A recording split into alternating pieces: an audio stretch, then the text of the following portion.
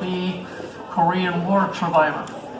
It was attached to the 5th Air Force Headquarters Flight Section in 1952, and it was flown by Chuck Swanberg, a veteran of the United States Navy. The other aircraft was a 1956 Beechcraft T-34 Mentor. It was an Air Force trainer stationed at Beale Air Force Base, California, and it was flown by Glenn Anderson, a veteran naval aviator.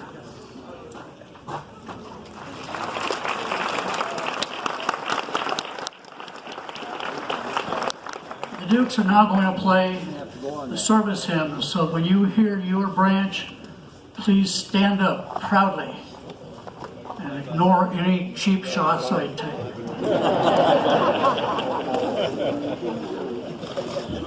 That's okay, I'm already helping. Was that in a bus? I'm running. What's breakfast this morning?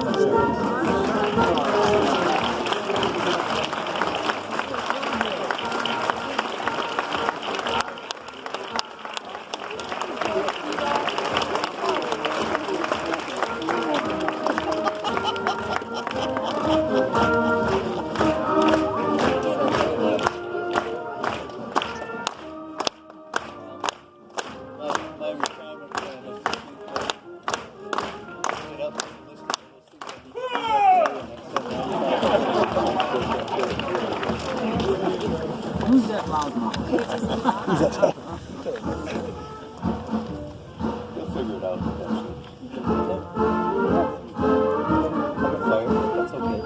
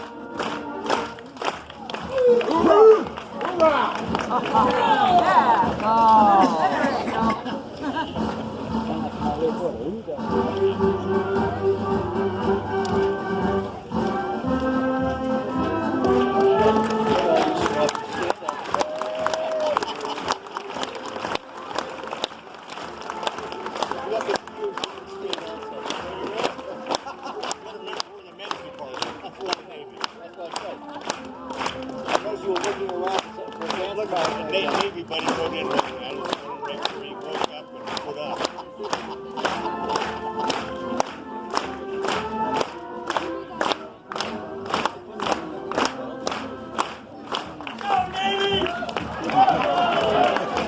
And they told him that you're supposed to be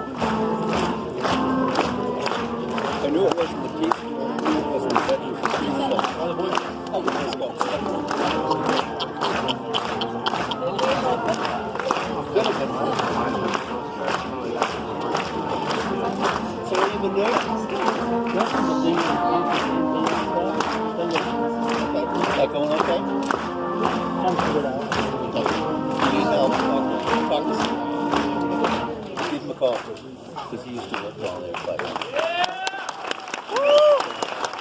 Let's have a nice round of applause for Rich in Albuquerque.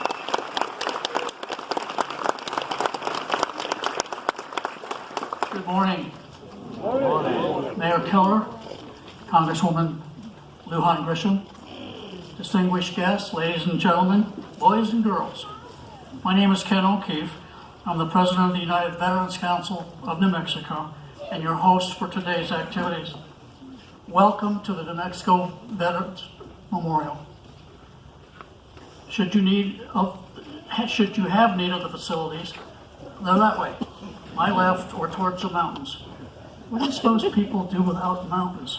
I was talking earlier with a fellow from Iowa, and I reminded him that the tallest thing in Iowa is a grain silo. I would remind you all that the memorial is a non-smoking environment, and dogs and little children should be kept close. Please feel free to explore the 25 acres here with all there is to see, including the vintage military vehicles. Before I begin the formal portion of today's ceremony, I must thank some very special people whose assistance is more than appreciated. Beth Henrick and Mike Trissel from Cultural Services, Joanne Perkins from the Kirtland Air Force Base Public Affairs, the van drivers from Senior Affairs, Fran Moya and Joseph Chavez from Parks and Rec, the volunteer Kirtland Airmen, the Planning Committee, and the wise counsel of my wife, Carol. She double checks everything. And I always test my joke on her. If she laughs and doesn't throw something at me, I know it's going to be good. I ask you all to join me in saluting not only those who gave their all, but also those who continue to serve at home and in foreign lands. The fallen heroes we pause to honor on this day represent the very character of a nation with a long history of patriotism and honor. They and you are the ones who fought to keep our country free from those who would enslave us.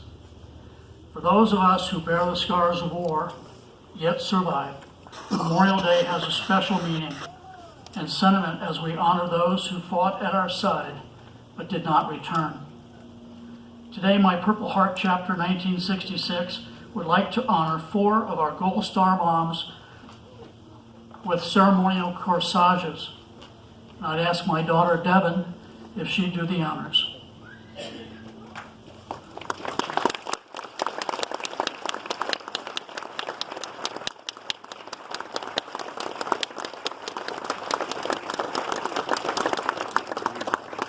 Gold Star moms here today are Joanne Zembiak, Pat Merville, Hildegard Reidenauer, and Kay Coleman.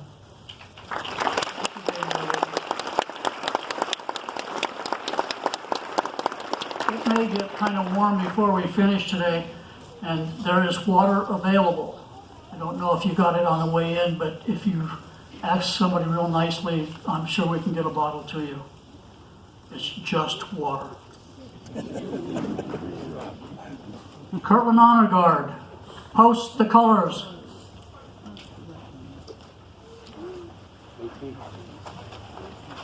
I missed the vote on the facade.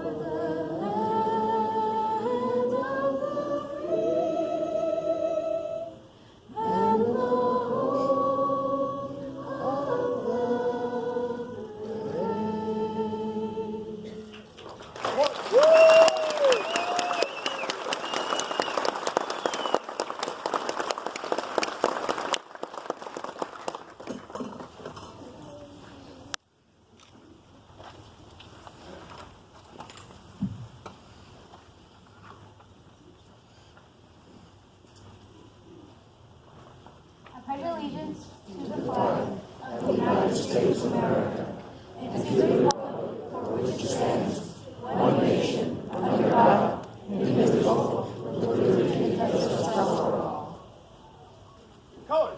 Colors charge heart.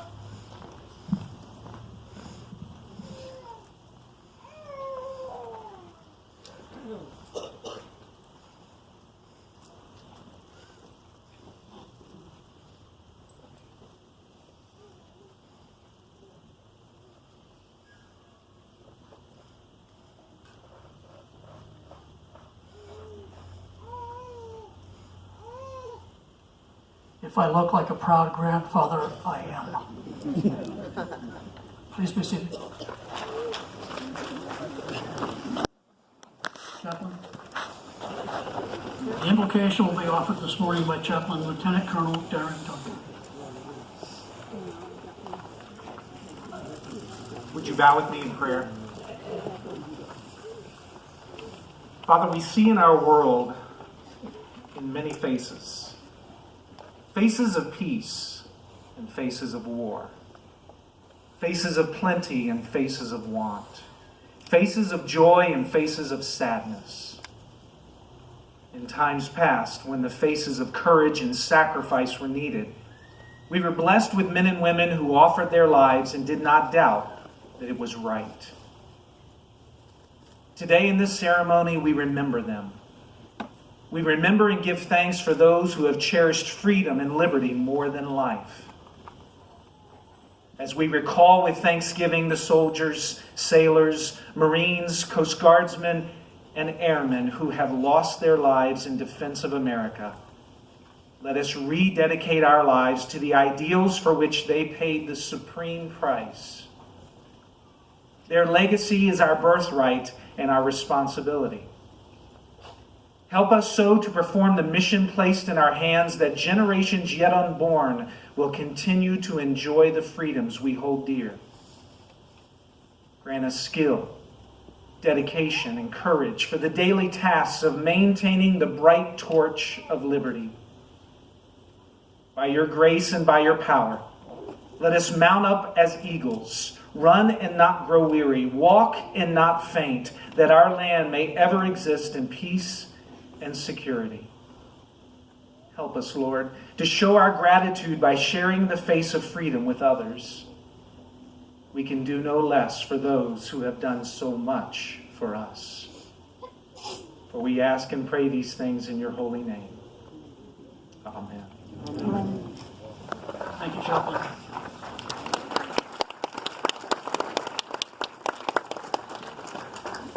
I overlooked a little thing I should have done earlier, but the group that paid for the corsages is my Purple Heart chapter 1966. So brothers, take up and stand about. Take a bow.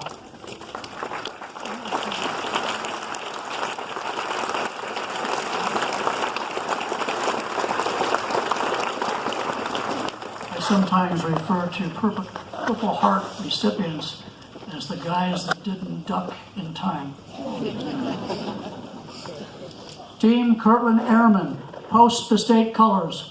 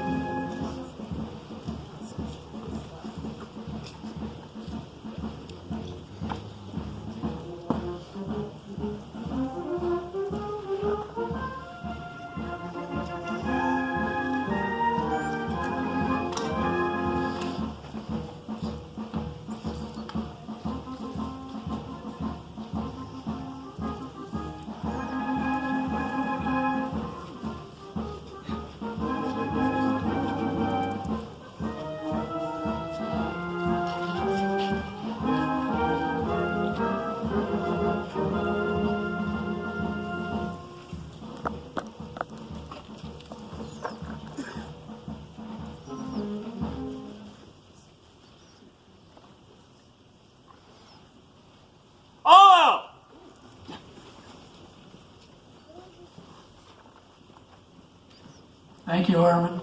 Nicely done.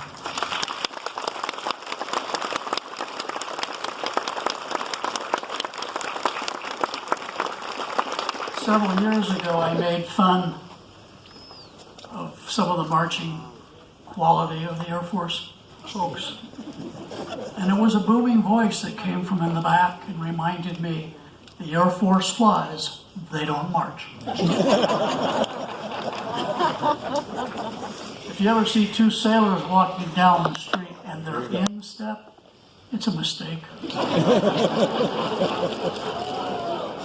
Time for me to introduce our invited guests. If the order seems random, it's because it is. If I overlook someone, I assure you it's not intentional.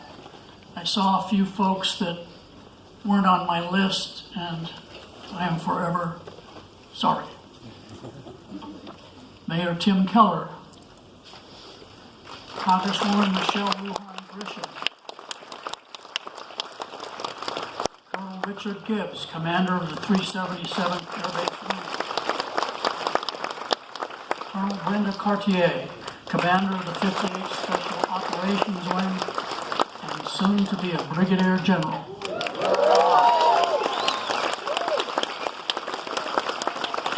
Colonel Matthew Henry, Commander of the 150th Special Operations Wing. Colonel Michael Horner, Commander of the 377th Mission Support Group. And you've already met Lieutenant Colonel Darren Duncan, Chaplain of the 377th Air Base Group. I have some scribbles here, so let's see if I can. Deputy Chief from APD is Chief Manias. Chief Master Sergeant Robert Gibbons, Command Chief of the 58th Special Operations Wing. He's one of those guys that gets the job done. Colonel Matt Henry, New Mexico National Guard, on behalf of Governor Susana Martinez. Chief Master Sergeant Mitch Brush, the New Mexico National Guard, on behalf of, the same governor, Martinez. Mr. Joseph Casados, on behalf of Representative Ben Ray Lujan.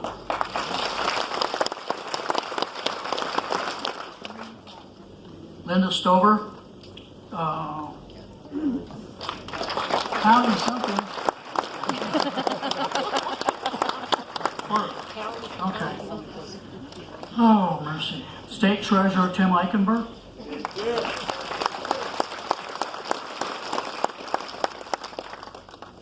Anna Sanchez, Director of the Department of Senior Affairs. Shel Sanchez, Director of Cultural Services Department. She's here with her son, Kate, and her parents, Dr. Glenn Van Etten.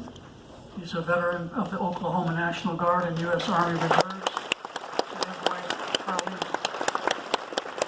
Mr. David Campbell, Director of the Planning Department, City of Albuquerque. Mr. Steve Aguilar, City Attorney, and the City of Albuquerque. Mr. David Simon, Director of Parks and Rec, City of Albuquerque.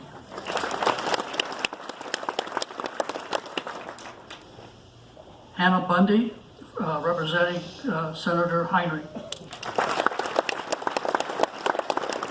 I have on my list the State Auditor, Wayne Johnson. His office called me yesterday and informed me that Mr. Johnson's father had passed away. So I know that he would like to be here, but under the circumstances, we'll wish him Godspeed. Bernalillo County Treasurer Nancy Bierce and her husband Charlie.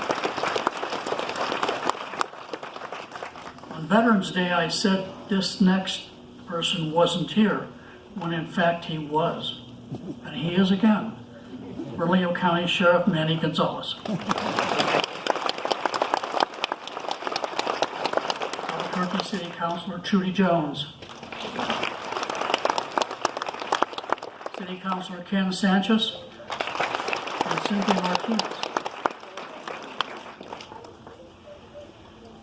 Mr. Alan Martinez, Deputy Secretary, New Mexico Department of Veteran Services. I promised Alan that I would explain that those who know me pretty well, I only wear pants about 3 times a year. That's the time you get to see my legs. Mr. Carlos Sanchez on behalf of Senator Tom Udall. Ms. Tanya Giddings, Bernalillo County Assessor. County Commissioner Maggie Hart Stebbins.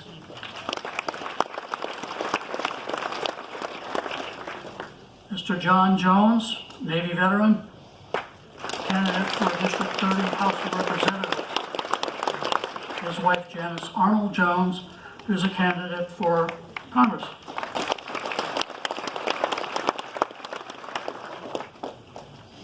City Councilor Pat Davis. The Honorable Daniel Gallegos, Judge with the New Mexico Court of Appeals. Mr. Bernie Lamb, President of the New Mexico Veterans Memorial. He's around here somewhere, and he is wearing shorts.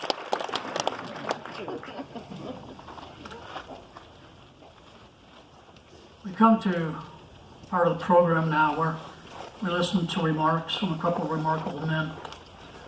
First on the list is Colonel Richard Gibbs. He's the commander of the 377th Air Base Wing, and arguably that is the base commander. The 377th supports over 100 separate missions in Kirtland. So we're leading off with some welcoming remarks. Colonel, I didn't get a bio on you, so perhaps you could give us a little of who you are.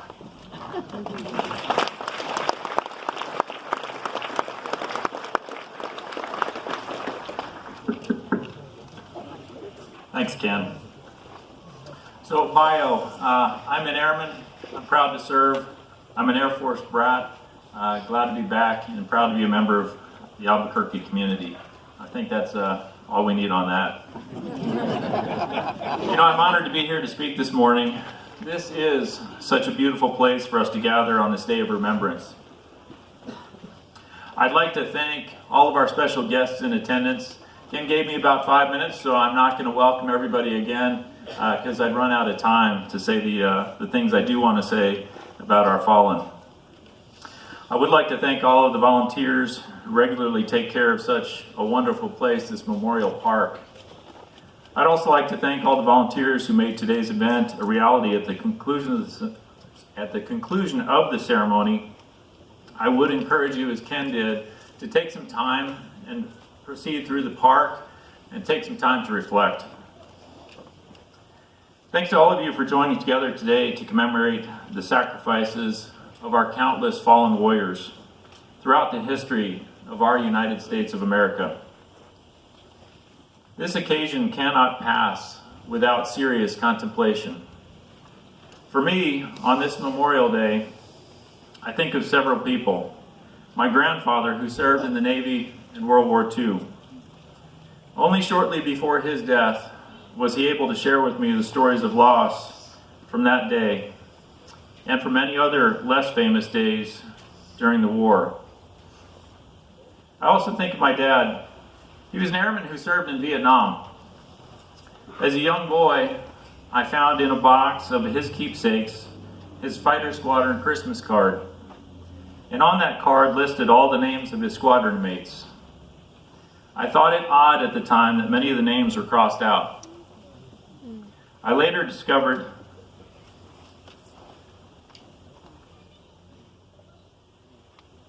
that he had lined out the names of his friends who were killed or missing in action. I think about my aunt too. On September 11, 2001, my aunt had just finished her shift at the Pentagon in the Navy's Command Center. Some 30 minutes after her shift had ended, 27 of the 30 people that had come on shift had been killed.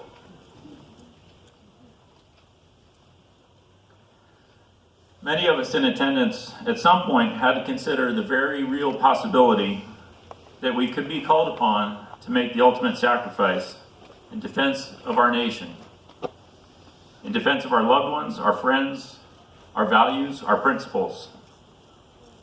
Military service in the United States is a noble calling in which service before self can become quite literal. The words of the Air Force song, "We live in fame or go down in flames," indicate that service can be both rewarding and tragic. More often than not, however, we live between those extremes. The hard reality, though, of service to our nation is that we do stand ready and will do what's necessary to protect those in peril, to fight for right and to fight for freedom. Those of us here who are family to service members, we put on a brave face, but we know that when called upon, our military member is ready to fight and, if necessary, to give their life. Many of us can testify to the hardships borne and the pain felt by those our fallen heroes have left behind. It's a privilege for me to join with our veterans and their families here today. They are uniquely qualified to keep vigil and to give testimony to the value of the sacrifices our fallen have made.